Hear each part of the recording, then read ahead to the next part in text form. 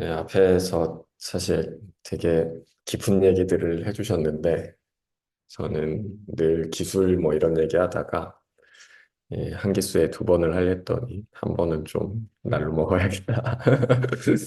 그래서 최근에 MBA 과정 중에 이게 강의할 일이 있었는데, 어, 거기서 좀 이제 발표했던 그게는 웹3가 익숙하지 않은 분들을 대상으로 했었어요. 그래서 무슨 얘기를 할까 하다가 히스토리를 그냥 쭉 얘기하면서 개념들을 설명해 드려야겠다. 이러고서 이제 만든 장표인데 사실 여기 계신 분들은 특히 오늘 지금 계신 분들은 뭐 개념은 다 알고 계신 거라서 그 내용은 좀 빼고 그냥 약간 지갑 사이드에서 이제 이 웹3나 크립토씬이 이제 어떤 흐름을 가졌는지, 그때마다 지갑이 어떻게 변해왔는지, 뭐 이 정도 그냥 가볍게 준비해 봤습니다. 그래서 저는 2017년도에 이 씬에 들어왔고, 그리고 다들 아시는 것처럼, 네, 8년째 블록체인 지갑만 드립답하고 있는데, 그래서 그동안 나름 오래된 편인 것 같아요. 이 씬에 들어온 지. 그래서 무슨 일이 있었는지 사실 뭐 아까 재원님도 얘기해 주신 측면들도 있고 그래서 그런 거 그냥 가볍게 좀 살펴보고 생태계들은 어떻게 변했고 그리고 앞으로는 뭐 어떻게 될 것 같은지 사실 저는 예측하는 거를 막 엄청 좋아하거나 잘하거나 이러진 않는데 그냥 그런 얘기 가볍게 해보려고 하고요. 뭐 늘 그렇듯이 뭐 투자, 돈 되는 얘기는 이제 다른 분들이 잘 해주시니까 저는 그냥 가벼운 마음으로 해보겠습니다. 그래서 일단 뭐 비트코인 얘기를 안 할 수가 없죠. 2009년부터 이제 제네시스 블록이 생겨서 이제 2010년도에는 뭐 피자를 사 먹어 뭐 이런 일도 벌어지고 그때 뭐 한 1만 비트코인이었잖아요. 그래서 이제 그게 첫 거래여서 그걸 이제 매년 5월 22일마다 이제 뭐 이렇게 이 생태계에서는 맨날 기념도 하고 뭐 이벤트도 하고 이러는 것 같은데 사실 뭐 저 때만 해도 뭐 비트코인이라는 게 막 대중에 알려지거나 이랬던 상태는 아니었던 것 같고 실제로 이제 대중에 특히 한국에 많이 알려진 건 2017년이었던 것 같아요. 그래서 2013년도부터 차트를 보면 아까 비슷한 차트가 있었는데 이렇게 첫 번째로 이렇게 피크를 찍는 타이밍이 이제 2017년이죠. 그래서 2017년도 가격만 보면 뭐 다들 아시는 것처럼 드라마틱하게 가격이 막 상승하는 이런 한 해였어요. 그래서 그게 이제 사람들의 관심을 좀 집중시키고 그 관심이 많아지니까 매체에서도 비트코인을 굉장히 많이 다루고 그래서 비트코인이 뭐냐, 이게 정말 화폐이냐, 비트코인은 블록체인이라는 걸 쓴다던데 그건 무엇이냐, 비트코인이 정말 사기가 아니냐, 뭐 이런 것들이 주로 그때 나오던 이야기들이었어요. 근데 이때는 뭐 블록체인 기반의 어떤 서비스라고 할 만한 건 사실 하나도 없던 시기였고 그냥 거의 대부분 이제 뭐 비트코인을 포함해서 크립토 자산들이 그냥 거의 투자의 목적으로만 활용되는 게 거의 대부분이었죠. 그래서 이게 쓰임이 사실 한정적이었기 때문에 지갑도 거의 한정적이었고 그때 이제 거래소를 제외해서 이제 지갑으로 보면 지갑은 거의 개인 금고 같은 역할을 한 게 거의 유일한 쓰임새. 이었던 것 같아요. 그래서 블록체인 지갑이 사실 이렇게 다양한 형태가 있잖아요. 뭐 하드웨어 지갑도 있고 그냥 앱이나 뭐 익스텐션 형태의 소프트웨어 지갑들도 있고 요새 뭐 원래대저 서비스들 이제 API 형태로 제공되는 이런 형태들이 있는데 그래서 2017년은 이제 지갑 사이드에서 보면 이 비트코인 가격이 빠르게 올라갔기 때문에 그 전에 비트코인을 갖고 있던 사람들도 내가 갖고 있던 자산의 가치가 빠르게 늘어나니까 그걸 지키고 싶은 니즈가 굉장히 많이 있던 시기였고 2017년이 그래서 하드웨어 지갑이라는 어떤 시장이 좀 하드웨어 지갑이라는 건 사실 만들어진 건 그 전에 있었지만 이제 시장은 뭐 이때부터 좀 본격적으로 만들어진 시기인 것 같아요. 근데 사실 이제 2017년, 18년도는 이제 비트코인만 있었던 건 아니고 이제 알트코인들이 있는데 뭐 알트코인은 다들 아시는 것처럼 이제 비트코인을 제외한 거를 이제 알트코인이라고 부르는데 이제 제일 유명한 건 이더리움이죠. 그리고 이더리움은 뭐 지금도 보면 뭐 비트코인 다음으로 유명한 것 같아요. 근데 이더리움이 만들어지기 전에는 사실 알트코인 만들려면 비트코인 코드를 포크해서 내가 바꾸고 싶은 걸 또 고친 다음에 다시 배포하고 운영하는 사람 모으고 뭐 이런 것들을 했어야 됐죠. 그런데 이제 새로운 블록체인 메인넷을 사실 내놓는다는 게 사실 심플하진 않기 때문에 코드를 그냥 포크해서 쓴다 하더라도 이게 굉장히 복잡했었는데 이제 이더리움이 나타나면서 사실 달라진 것 중에 하나는 토큰 발행이 이제 쉬워졌다는 거죠. 그래서 스마트 컨트랙트를 가지고 그냥 토큰을 내가 별도의 메인넷을 만들지 않아도 이제 만들 토큰을 발행할 수 있다는 게 이제 그 이더리움이 갖고 온 큰 변화 중에 하나이고 그래서 이제 이때 많이 이제 나오던 것들이 이제 ICO였죠. 그래서 토큰을 발행하고 그 토큰을 이제 뭐 이렇게 판매하면서 어떤 것들을 하겠다는 약속들을 하는 이런 것들이 이렇게 되게 이제 많이 발생을 했었고, 그러면 이렇게 발행은 엄청 많이 되는데, 그런 발행된 토큰들이 다 거래소에 상장돼 있거나 거래소에서 거래되지는 않으니까, ICO를 통해서 이제 구매한 어떤 토큰들은 이제 지갑에 이제 담아두는 경우들이 많았고, 뭐 하드웨어 지갑인 경우도 있고, 뭐 소량으로 했을 땐 그냥 소프트웨어 지갑에 보관하는 경우, 이런 경우가 이제 많았던 것 같아요.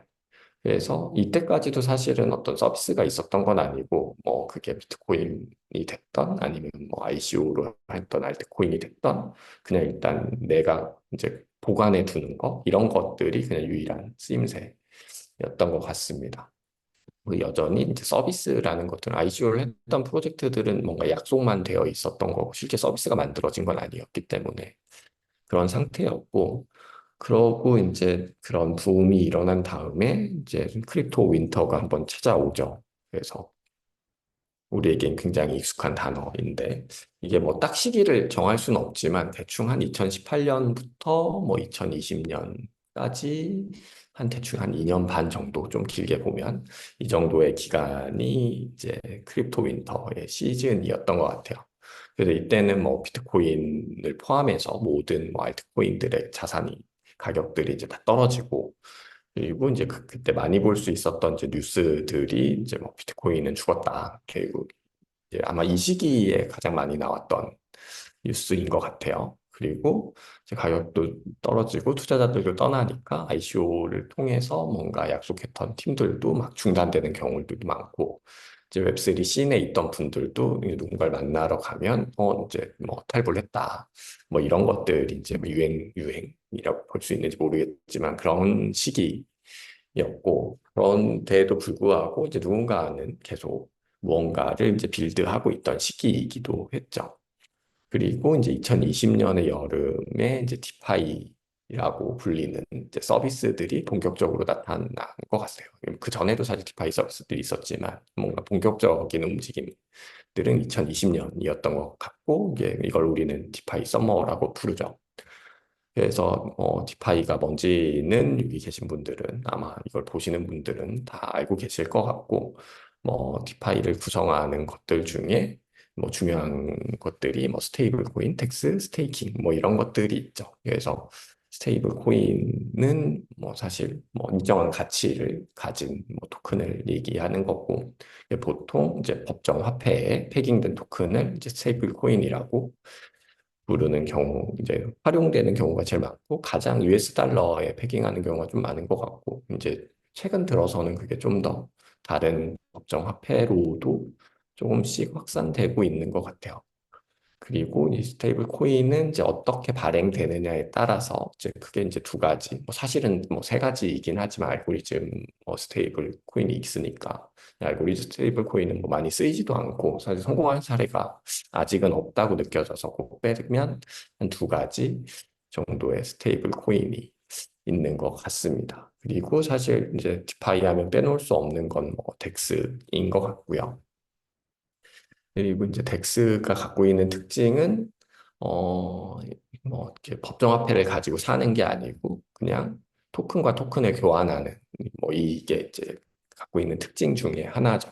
그리고 어, 이게 그냥 거래소처럼 이제 예치해 놓고 거기서 사고 팔다가 내가 빼고 이런 방식이 아니고 내가 그냥 지갑에 둔 상태에서 직접 거래가 이루어진다는 게 약간 경험상에 좀 차이점이 있는 것 같고 그리고 이제 뭐 어떤 거래들의 내역들이 사실 주소만 알고 있으면 무슨 거래들을 했는지 공개된다. 뭐 이런 게 이제 덱스가 갖고 있는 특징이고 사실 요새는 뭐 오더북 방식의 덱스들도 꽤 많이 나오고 있긴 하지만 뭐 가장 대표적으로는 AMM을 여전히 많이 사용하고 있죠.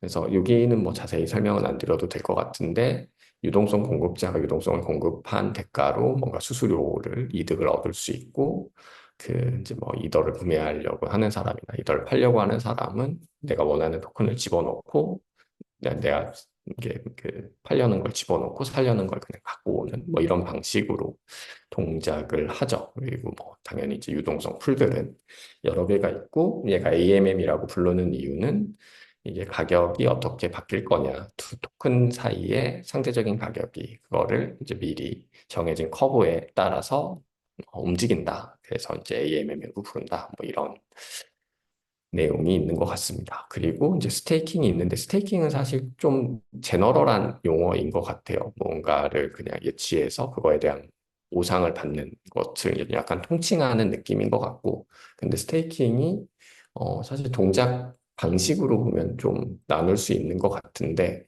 뭐 예를 들면 뭐 데스의 유동성 공급을 늘리기 위해서 이제 스테이킹 전략을 사용한다. 그래서 뭐 유동성을 공급하면 LP 토큰을 받는데 그 LP 토큰을 내가 묶어두고 있으면 그러면 그거에 대한 추가 보상을 줄게. 이제 그걸 이제 스테이킹이라고 부르기도 하고 아니면 뭐 POS 같은 뭐 이더리움이나 아니면 뭐 그 코스모스 계열의 이제 POS 합의 알고리즘을 쓰는 메인넷에서 그 메인넷에 내가 보안을 제공하는 대신에 그거에 대한 뭔가 보상을 받는 뭐 이런 것들도 이제 스테이킹이라고 하죠. 사실 두 개는 동작하는 원리나 뭐 방식은 아예 다르긴 하지만 사용자 입장에서 보면 약간 비슷한 행위들을 하는 이런 것들인 것 같은데 이런 종류의 이제 디파이 서비스들을 뭐 대부분 많이 이용해 보셨지만 뭐 이렇게 보통 우리가 쓰는 서비스들이 뭐 로그인하고 뭐 가입해서 로그인하고 이렇게 쓴다면 디파이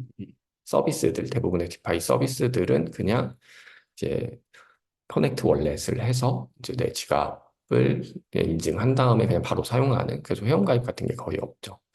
이런 방식으로 이제 사용을 하게 되는 게 약간 경험상의 차이점이고 그리고 이제 이런 보통 디파이 서비스들은 뭐 앱 기반으로 하는 것들보다는 웹 기반으로 이루어진 경우들이 많고 그래서 이제 이런 디파이 썸머 이후에 나타난 어떤 변화들 중에 하나는 이제 지갑을 만드는 이제 지갑 프로바이더들이 지갑의 모바일 앱이나 아니면 익스텐션 안에 어떤 이제 브라우징을 할 수 있는 그래서 브라우징 그 디파이 서비스들을 탐색해서 거기서 이제 지갑을 연결해서 쓸 수 있는 이런 기능이 이제 실제로 탑재되기 시작한 게 이제 디파이 썸머 때인 것 같아요.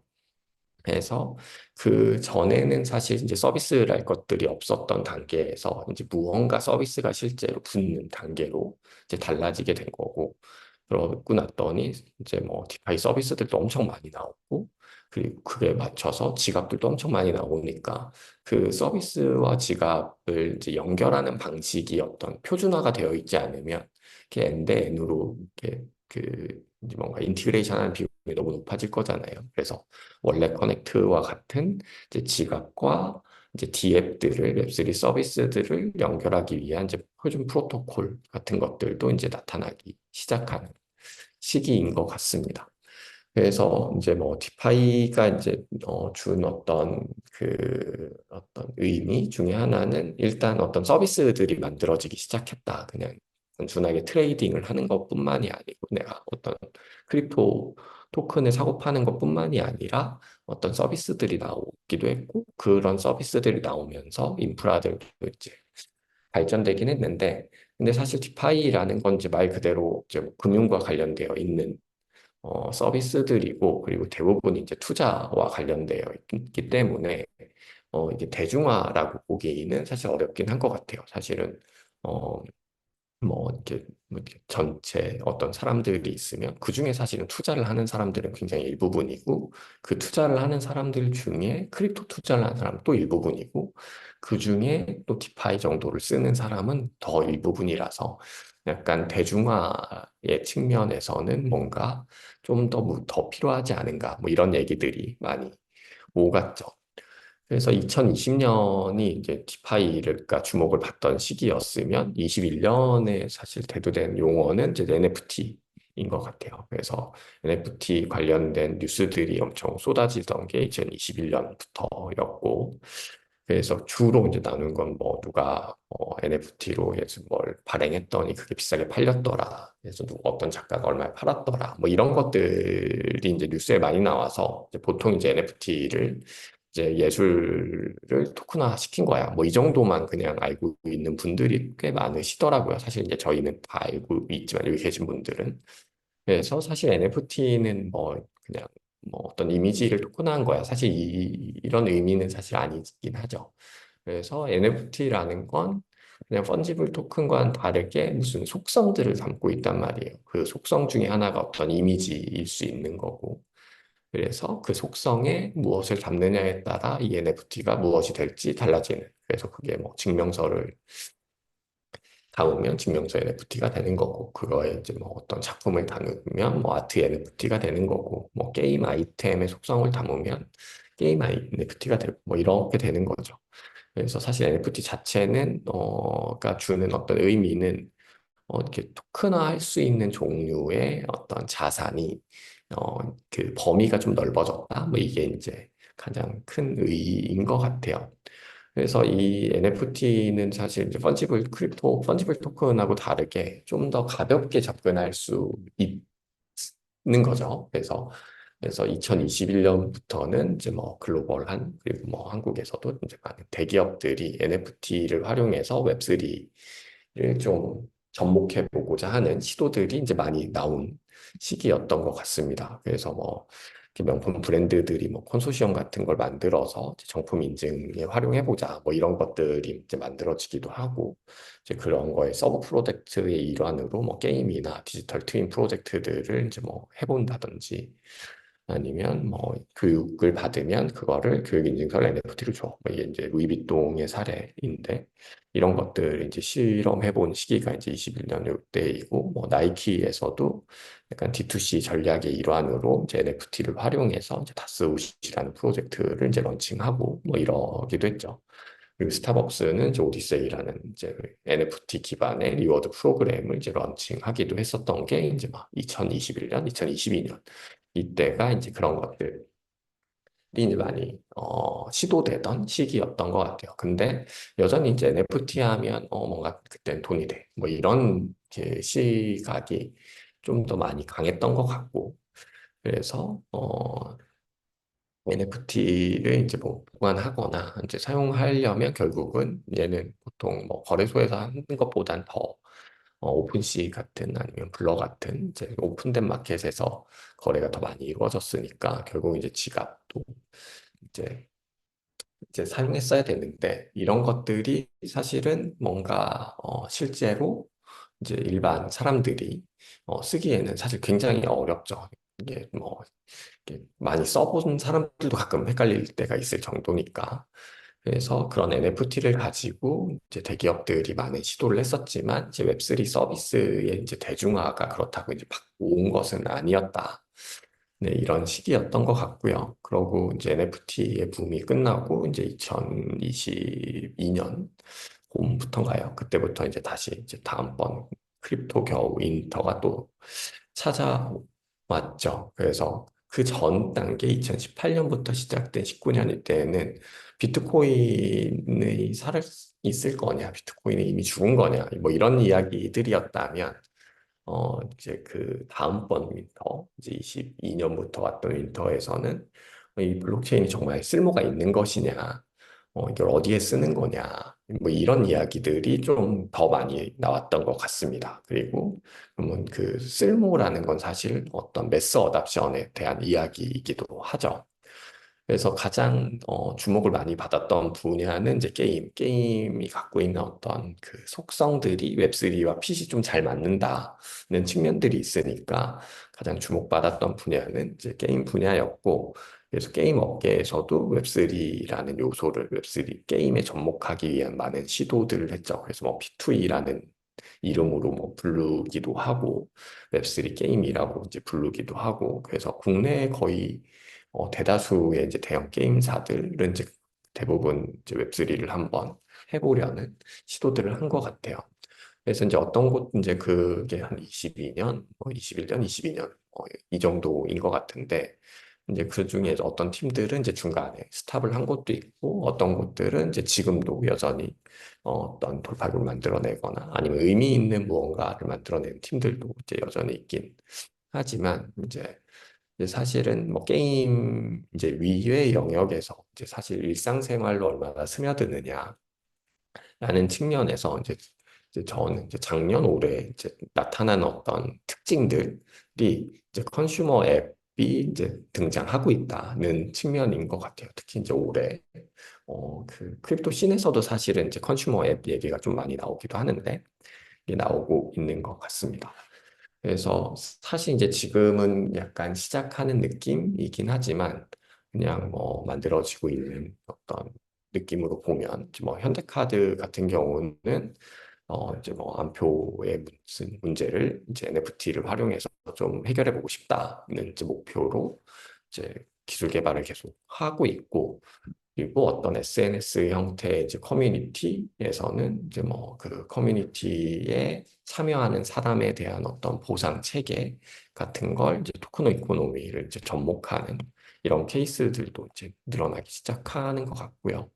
그리고 메신저에도 이제 토크노믹스를 이제 붙이거나, 사실 뭐 텔레그램만 해도 이제 뭐 일단 지갑 같은 것들이 들어가 있는 상태니까 뭐 이런 것들이 좀 들어가고 있고, NFT의 멤버십을 약간 F&B 영역에서 이제 활용하는 이런 서비스들도 이제 등장을 하고 있는 것 같아요. 그래서 이제 약간 그 이제 종류별로 보면 어떤 뭐 식당에 가서 할인을 받거나 아니면 내가 티켓을 예매하거나 아니면 우리가 일상적으로 쓰는 메신저나 아니면 SNS 같은 약간 그 투자와 좀 별개로 이제 쓰고 있는 그런 서비스들이 이제 웹3를 이제 도입하기 시작하는 이제 단계인 것 같죠. 그래서 이제 이런 서비스들이 갖고 있는 특징은 이제 블록체인을 쓴 거야라는 걸 굳이 이제 드러나지 않더라도 이제 사용성을 이제 커버해야 된다. 이게 이제 좀 공통적인 특징인 것 같고, 근데 이런 이제 그런 것들을 하려고 하면 이제 넘어야 되는 것들이 결국 이제 지갑을 쓰는 게 이제 뭐 그 사용성이 좋아야 된다. 이게 이제 넘어야 되는 이제 어떤 장벽 중에 하나죠. 그래서 보통 이제 그 전까지 디파이에 쓰는 지갑들은 이제 별도의 앱이 있어야 되죠. 그게 뭐 스마트폰의 앱이던 익스텐션 형태의 앱이던 그런 것들을 설치해야 되고, 이제 사용하는 것도 사실 굉장히 어려운 것 같아요. 그게 뭐 니모닉뿐만이 아니고 내가 메인넷이라는 컨셉을 사실 이해하지 않으면 사실 쓰기가 굉장히 어려운 이런 형태인 것 같아서, 그래서 근데 이런 컨슈머 서비스들은 어, 예, 그런 종류의 그 허들을 좀 낮추고자 하기 때문에 이제 그런 특성에 맞는 이제 지갑이 이제 등장하기 시작하고, 그게 이제 대표적인 게 이제 원래 대저 서비스가 이제 그런 대표적인 케이스인 것 같아요. 그래서 예를 들면 내가 어떤 서비스를 만들었는데 그 서비스 안에서 내가 메시징 기능이 필요해. 그렇다고 해서 너 카톡을 깔아서 둘이 얘기해. 이러지 않는 것처럼 내가 어떤 서비스를 만들었는데 거기에 지갑이 필요하다고 해서 너 가서 메타마스크를 깔아 아니면 디센트 앱을 깔아 이런 걸 할 수 없는 거죠. 그래서 그냥 별도의 지갑 앱이 설치하지 않더라도 이제 서비스 내에서 지갑을 쓸 수 있는 형태가 이제 원래 대저 서비스가 이제 뭔가 제공하는 어떤 기능들이라고 볼 수 있을 것 같습니다. 그래서 보통 이런 종류의 원래 대저 서비스들은 뭐 소셜 로그인이나 뭐 이메일로 로그인이나 전화번호로 로그인하는 거나 이런 것 기능들이 이제 탑재되어 있기 때문에 서비스를 이용하는 사용자들은 사실 굉장히 내가 익숙한 방식으로 웹3 서비스들을 이제 이용할 수 있게 된다. 되기 이제 시작해지는 것 같고요. 그래서 이제 콘슈머 서비스들이 이제 고민하는 것들이 이제 생겨날수록 그거에 맞춰서 이제 지갑도 그 형태나 아니면 기능들이 이제 발전하고 있는 것 같습니다. 그래서 사실 이제 뭐 컨슈머 웹3 서비스가 뭐 이게 막 엄청 대중화되어 있거나 뭐 이렇지는 사실 아직 아닌 것 같고 이제 시작되는 느낌이 있는 것 같아요. 이제 만나는 이제 팀들의 어떤 빈도들이나 아니면 어떤 고민한 이야기들을 이제 들어보면 그런 상태인 것 같습니다. 그래서 지금 이제 준비하거나 이제 만들어졌거나 뭐 이런 팀들 서비스들이 사실 이제 어떤 서비스 하나가 이제 성장하는 데는 당연히 이제 시간이 필요하기 때문에 이게 어떤 그냥 일반 사람들이 웹3 서비스인데 그냥 일상적으로 쓰게 되는 웹3 서비스들이 이제 등장하거나 이게 느껴지는 시점은 그 서비스들 지금 준비하는 서비스들이 성장한 이후가 되지 않을까 이런 생각을 이제 하고 있고 근데 사실 그게 느껴지는 시점이 그때라고 해서 그때부터 무슨 일이 벌어진 건 아니고 이제 그게 이제 시작되는 지점은 사실 뭐 올해, 내년 뭐 이 정도가 되는 것 같습니다. 그래서 웹3 서비스를 이제 만드는 이유들이나 컨슈머 앱들이 그런 이유들을 이제 좀 들어보면 첫 번째로 이제 글로벌로 진출하기에 좀 더 용이하다는 게 이제 첫 번째 이제 그 목표들 중에 목표나 아니면 이유 중에 하나인 것 같고 해서 대부분 이제 저희랑 일하는 팀들도 그렇고 대부분의 웹3 서비스를 만드는 팀들은 이제 글로벌 시장을 타겟으로 움직이고 있는 것 같고요.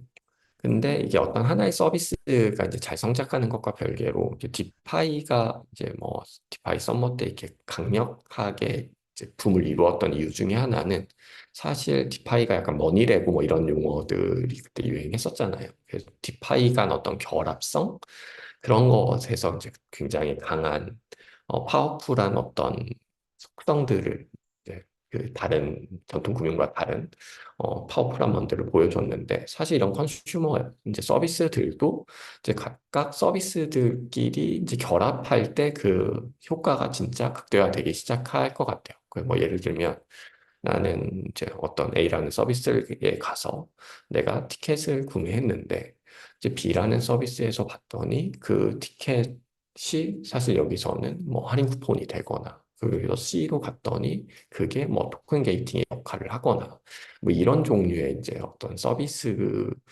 간의 결합들이 이제 뭐 일어날 수 있게 되지 않을까. 이게 뭐 굉장히 단순한 예시긴 하지만 그래서 사실은 그 결합이 되게 디파이 때도 그렇지만 되게 상상치도 못한 형태로 되게 많이 나타났잖아요. 그래서 웹3의 컨슈머 서비스들이 많이 나타날수록 이런 이제 서비스 간의 결합이 사실 이제 오픈되어 있기 때문에 이제 훨씬 더 이제 가속화되지 않을까. 이런 생각들을 요새 많이 하고 있습니다. 그래서 만약에 웹3 서비스를 준비하고 계시면 네, 저희 팀에 연락을 해주시면 네, 저희가 함께 할 수 있는 많은 일들이 생길 것 같습니다. 네, 제가 준비한 내용은 여기까지입니다. 감사합니다.